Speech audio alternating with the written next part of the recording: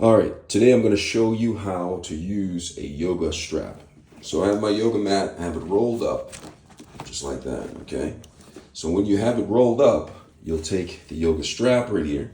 See the yoga strap? I'll put it, see how it has a loop in here like that? You'll take it, you put it on one end, loosen it up first, put it on one end.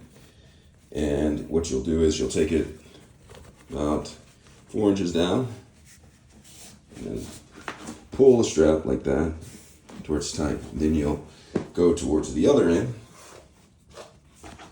Then you'll loosen up the strap like this. And then you'll put it around.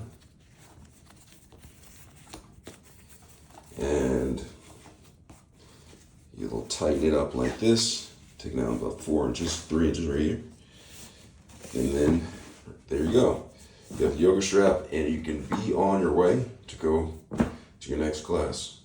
Hope this was helpful. Thanks a lot for watching.